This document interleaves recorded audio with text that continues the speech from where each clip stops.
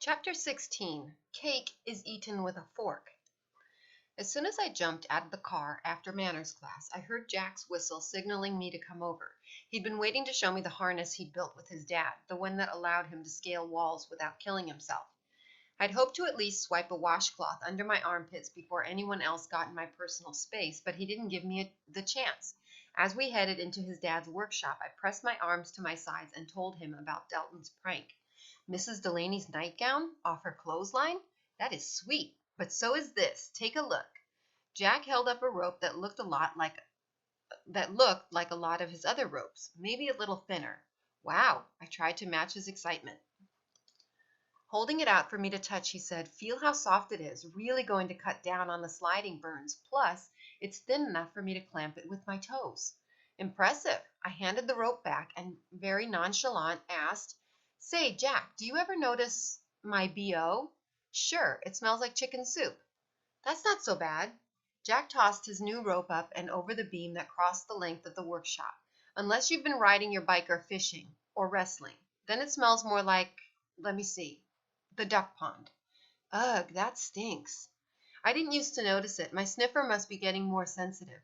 He tacked one end of the rope to the cleat on the wall and got the harness off his dad's workbench. "See, it's got padding here and here." He pointed to the chest part of the harness, followed by the leg holes. "And the outer part is nylon, so it doesn't cause friction. You want to put it on?" "Nah." Of course I want to put it on, but that would mean Jack had to hook me in, which involved him getting close to me while I smelled like the duck pond. When the pond started to dry up in the summer, all you could smell was the green scum and the duck doo-doo left behind. For the first time in recorded history, I almost left off hanging out with Jack to go home and take a shower. What is the world coming to? Now he was giving me a funny look because he knew I'd want to try it on and swing from the beam in the ceiling. Suit yourself. Pretending not to care, I watched as he stepped into the leg holes and buckled the chest. Then he jumped up and fastened himself to the swinging rope with one of those clips that mountain climbers use. Soon he was swinging around the workshop like Peter Pan while I pretended it was no big deal. "Delton's prank is impressive, Cassidy. He might give us some competition next year." "I don't think so. Name one of our pranks that beats Mrs. Delaney's nightgown," he said, passing overhead. I shrugged. Jack had a point. "Come on, you'll have to remember for the history books. Maybe the time we tied Mrs. Hennessy's helium birthday balloons to her attendance clipboard? That was pretty good." Jack made a grab for me on his next pass. "Stick your foot up in the air. I want to see if I can grab one of your socks." I did what I was told. What difference does it make if I lie on the floor and get sawdust in my hair? I already have BO to beat the band. Maybe the time we put cat kibble in Mr. Fenster's trail mix? "Hey, you're tickling me." "Hold still." The kibble was amateur. I say it was the time we gave Mr. Ginesco a new title. That was epic. What we did to our principal's door didn't just make us legends at Stocking Elementary. It resulted in the name of our global organization. It was the summer between 3rd and 4th grade when Jack and I realized the funny thing that happens when you put our names together.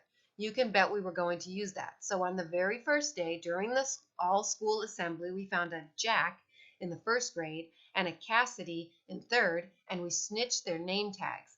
A little clever cutting later, we marched past the office to our 4th grade classroom and stuck the stolen name tags on the office door right below Mr. Ginesco, principal. In class, Jack kept looking over his shoulder at me so I could practice my "I'm sorry, can you explain that one more time?" look. The look that says in one expression, "So you think that I and Jack put those name tags together under Principal Ginesco's name? But why would we do that? And look, my name tag is right here. Dense as iridium." You can't take a photo of your 4th grade teacher being called down to the office and returning to give you a look that said, "Could she? Could they?" and then uncorking a brand new bottle of extra strength Excedrin. So what's our next one? We haven't done a prank in ages. Thinking about Delton made me remember the piece of paper in my pocket. I pulled it out and unfolded it. I know what I'm going to do. I'm going to make my fear of bugs disappear. Really? Next thing I knew, Jack had swiped the paper. He's the only boy I know who can swing around like Spider-Man and read at the same time. "So, how does this work again?" he asked. "You say this stuff while tapping on your energy points?" "I guess." As the piece of paper fluttered back down to me, I thought for some reason of that music Miss Milton Mowry had been playing in her office. Paper drifting through the air was sort of like water dripping off your toes. Weird. I looked over the sheet. It's a script, and I'm supposed to say this stuff while tapping on my what did you call them? My energy points. Meridians. So, go ahead. Jack struggled to get himself out of the harness while he was still swinging. In the end, he had to go upside down and wrap his legs around the rope so he could reach the clips to undo himself. Why couldn't I have challenges like that? Why was I the one with the rotten karma and the weird fear of bugs? Jack must have been some rich banker in his former life, one who rescued people from losing their farms. I sat cross-legged, trying to read the script while tapping all the places on the diagram. This fear I have of bugs, tapped the top of my head. It overtakes me, tapped my eyebrow. It feels like I'm threatened, tap beside my eye. Like they're going to bite me, tap under my nose. Yuck, I threw the paper down. This is ridiculous. It's like trying to pat your head and rub your belly at the same time. Besides, I'm not afraid they'll bite me. What is it then? It's more like I don't know if it's me or them that's so scared. Like they're scared. Like you are the bug? I don't know. And how am I supposed to feel the fear when I can't stop thinking about where I'm supposed to poke myself next? Here, Jack kneeled down beside me. Put the paper on the floor and I'll tap while you say it. Maybe picture a squirming worm on the dock. That ought to get you in the mood. My stomach started to feel queasy again. I don't know if it was the vision of a struggling worm or the fact that Jack was in BO range. Go. Jack started rapping the top of my head with his knuckles. Be the worm. This fear I have of squirmy worms. Ouch, Jack. Do the next one. It overtakes me. You're not supposed to poke me in the eye. I swatted his hand away. Well, you're feeling better, aren't you? I mean, I can tell you're not feeling afraid. In fact, I'm guessing you want to punch me right now. Jack kept going, this time tapping under my chin, which wasn't even on the picture. Stop it. Pushing him away, I scooted back a few feet. Jack looked at me surprised. He was dangerously close to moping, which was my specialty, not his. Just trying to help, Cassidy. You can't keep quitting everything. Jack? Bree pushed open the workshop door. Ooh, you got the harness. Can I try? Sure. Jack jumped up and ran over to unhook the rope and bring the harness down. Not now, Bree said. I came to find Cassidy. Mama and I have a surprise for you. I did a quick inventory of what a Benson surprise might look like. On the upside, it could be more of those sugar cookies with the electric blue frosting. On the downside, it could be something to make me more like them. A manicure? Sweetness lessons? I got up and dusted off my clothes. I didn't feel like hanging around Jack with Duck Pond BO, but it might come in handy to drive the Bensons crazy. They were always scrubbed. Plus, as long as I was with Bree, Jack couldn't be. Lead on, I said in my best robot voice. Oh, excuse me. Lead on, I said in my best robot voice. I figured we were headed to the Bensons, but Bree walked up our back porch steps. It's in here, she said, yanking open the back door and bounding up the stairs to my bedroom. Ta-da! Bree had to stop to catch her breath. A perfect recreation of an elegant luncheon, complete with your own misinformation. I looked at the card table set up in my room and crammed with so much china that you couldn't put your elbows down on it even if you wanted to. Mom had obviously loaned the Bensons her bunco table, complete with folding chairs. Mrs. Benson sat in one and Pat the Bunny sat in another, his fat tummy squeezed into my favorite shirt. Where did you get all this stuff? I asked, then added, he's going to pop the buttons. Don't you like it? Mrs. Benson unfolded her napkin. This is my grandmother's china. I thought before we put it in the china cabinet, we'd set it up so you could practice. You realize that Jack and I wrestle in here, I said. China is not safe. Mrs. Benson studied her napkin for a minute before she answered, well, we can certainly practice. I was thinking about keeping it out to have a tea anyway. You know, invite the neighbor ladies. Except your mama and Jack's mama, except for your mama and Jack's mama, I haven't, well, I don't seem to be. The neighbors aren't coming over, Bree said. They always do that down south when someone moves in. Talk about recalculating. I was about to be trapped into another etiquette lesson, in my private refuge, no less. As soon as I caught wind of what they were up to, I reviewed my drive-'em-crazy escape routines. Zombie, blind tightrope walker, one-legged ballet dancer. But something was wrong with Mrs. Benson. She looked sad. If you really want to get to know the neighbor ladies, I told her, you need to serve wine and cheesy snacks and play bunco. They're crazy for it. I wasn't sure why the neighbor ladies loved bunco so much. It was a toss-up between no kids allowed ever and the wine. There was always lots of shouting and, if you spied on them, red cheeks and slapping each other on the shoulder. I don't know how to play bunco. Mrs. Benson looked at Bree, who was sitting across from her with her napkin unfolded on her lap. Is that a Yankee thing? Probably. I flopped onto the empty folding chair, very unladylike. Looks like, excuse me, look, let's get through this tea game and I'll show you how to do it. This is an etiquette lesson, right? I'm assuming there's no real food involved since Mom never lets us have food in our rooms. I unfolded my napkin, wondering if sucking on it would make my hunger pangs go away. Pat has no lap, so I had to tie his napkin around his neck. Well, your mama said, and I quote, I guess there could be a special dispensation for practicing etiquette, so I brought cake. Mrs. Benson leaned over and pulled up a dome-covered cake plate hidden beneath a kitchen towel. I'm known for this cake back in Decatur. Bree whipped off the towel. It's always the first picked at the December Decatur cake walk given by the Junior League.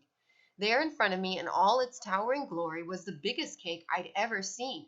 It's got 3 layers, Bree continued, chocolate, vanilla, and red velvet, and the frosting is whipped cream and sugar and toasted coconut. One look at that cake could make a girl forget that cookie butter had ever been invented. This was serious business. Ladies, I said, teach me how to eat this cake like they do down south, then we'll get out the dice and master bunco. It was the least I could do. That's the spirit, Mrs. Benson patted my knee, and while I'm dishing it out, we can practice our polite conversation.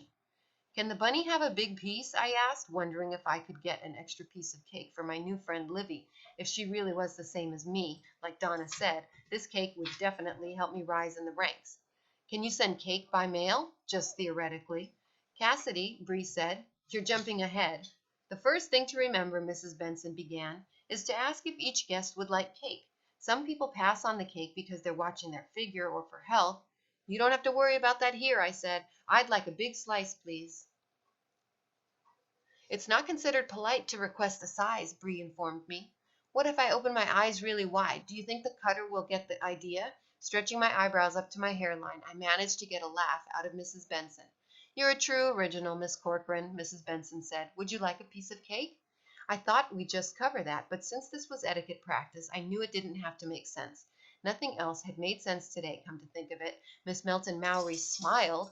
I said no to the harness, and now here I was in my bedroom, having polite conversation with ladies who wore so much stuff on their face we could be in a play. Yes, Mrs. Benson, I would love a piece of your special cake. Patting my other knee, Bree whispered, nice compliment. Mrs. Benson made a couple of deep slices with her knife, slid one of those wedgy things underneath the piece of cake, and balanced it over my plate. I knew I was supposed to wait before digging in, and that licking the frosting that trailed on the plate was considered something close to a jailing offense, so I set my plate in front of me and folded my hands in my lap. Actually, Bree said, handing me her empty plate, it's most polite to continue passing the cake until everyone has been served. But what if the next piece is smaller than mine? It could be bigger. Mrs. Benson cut another hefty slice. Okay, I put the new piece in front of me. I guess that makes sense. Knock, knock. Dad! My dad never gets home early on Mondays. I almost jumped out of my chair, but since we were practicing our manners, I said, if you ladies will excuse me, I'll get the door. Charging into the hall, I gave him a bear hug. Word has reached me that there is an etiquette practice going on up here involving a cake that, well, I might have some special interest in. Since there weren't words in Corcoran language to describe what was being passed around the bunco table, I pulled Dad into the room and pointed. Olive Ann, Sabrina, what a nice surprise, Dad said, though he couldn't take his eyes off the cake. I came to inform Mr. Bunny there is an urgent need for his services downstairs. The clover in the lawn has gotten out of control. Dad picked up Pat by the ears and deposited him outside the door. I will, however, be happy to assist in any way that I can.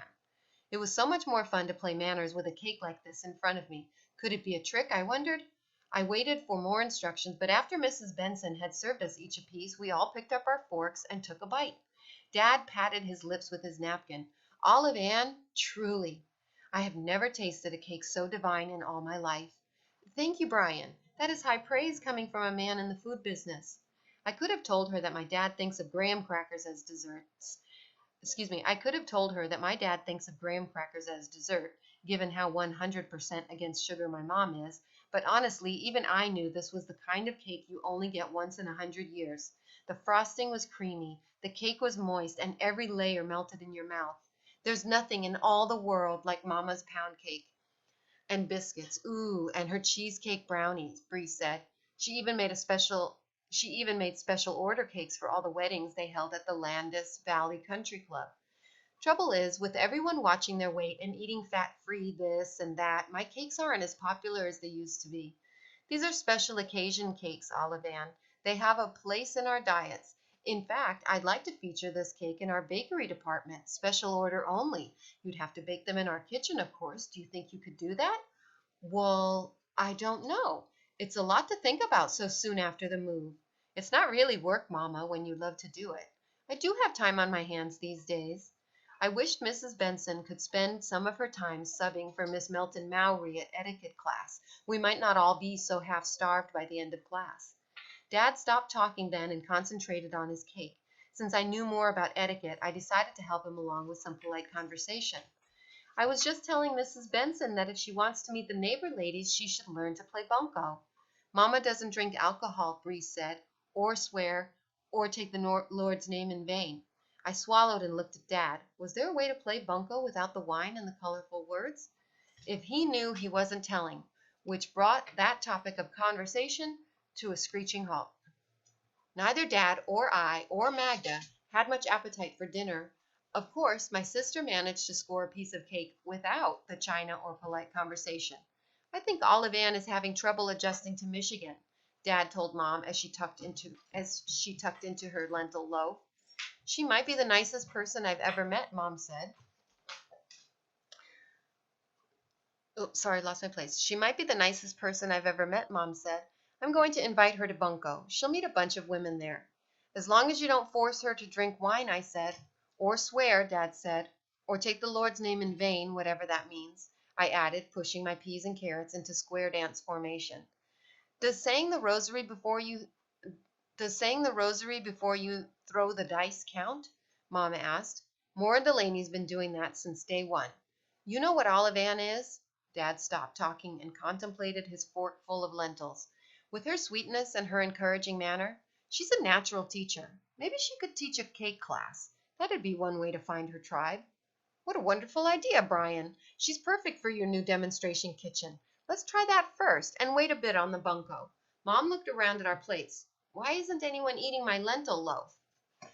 End of chapter 16.